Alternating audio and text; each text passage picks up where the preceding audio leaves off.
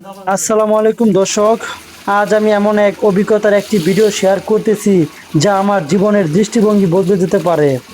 আজ যখন আমি আমার বৃদ্ধ বাবাকে নিজ হাতে গোসল করে দিচ্ছিলাম, তখন বারবার মনে হচ্ছিল ছোটবেলায় যখন আমি অসহায় ছিলাম, বাবা ঠিক এইভাবে আমাকে পরম মমতায় আগলে রাখতেন।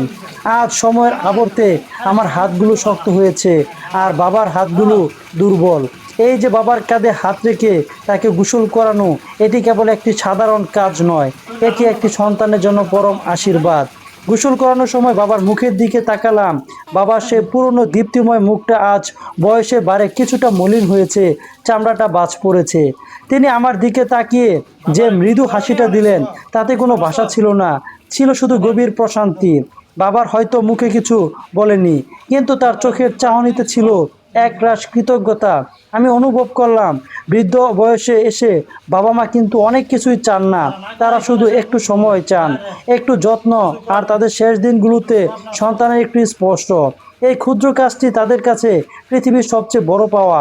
আমরা অনেকে মনে করি বৃদ্ধ বাবা মায়ের দেখাশোনা করা অনেক বড় একটা দায়িত্ব বা বোঝা, কিন্তু সত্যি বলতে এটি কোনো দায়িত্ব নয়, এটি সৃষ্টিকর্তার পক্ষ থেকে আমাদের কাছে আসা এক বিশাল সুযোগ।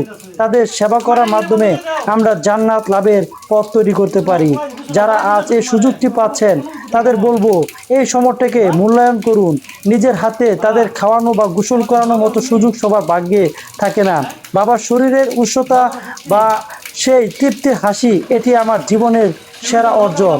আমি গর্বিত যে আমি আমার বৃদ্ধ বাবাকে, আমি শেষ বয়সে আমি আমার বাবাকে গোসল করাতে পেরেছি। সবাইকে বলবো সবার বাবা মাকে যত্ন নেবেন। আজ আমার এই ভিডিওটা আপনারা সম্পূর্ণ দেখে এবং শেয়ার করে দিবেন। আপনার শেয়ারেই একজন দেখতে পারবে, আরেকজন তার বাবা মাকে এবং কি যত্ন নিতে পারবে।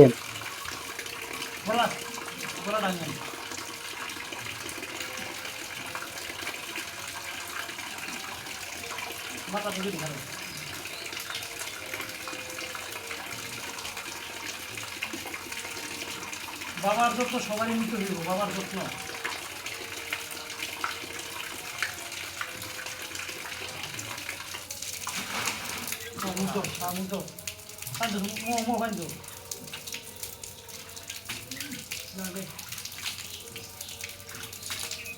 আরো তোমার কিছু করা করেন ধরে কোনি আব্বা, তোমার কিছু করা করেন ধরে। হ্যাঁ আগে না এখন তুই খায়। হ্যাঁ পাও দাও, তোমার কিছু করা করেন ধরে অনেক দিন ধরে। খালে তো কও জীবনে খেলে তোমার সব শয়তানি করে নাকি? হ্যাঁ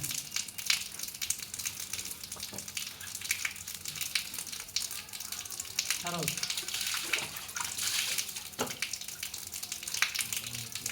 আজকাল জীবনে পুরো ইতিহাস ঘটাই দেবো। আজকাল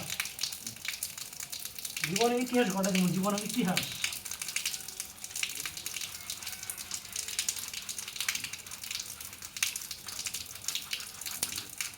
হ্যাঁ নো হ্যাঁ বাস চলো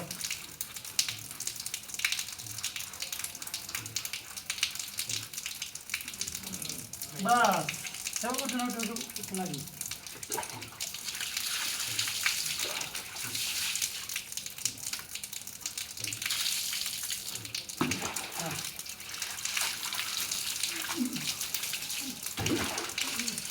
আবার কবে না কবে তোমার গোসল করাই, তোমার শিওর আছে না? আমারই তোমার গোসল করানো লাগে,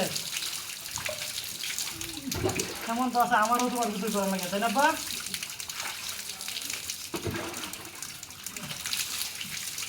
তো ঠান্ডা হয়েছে একটু।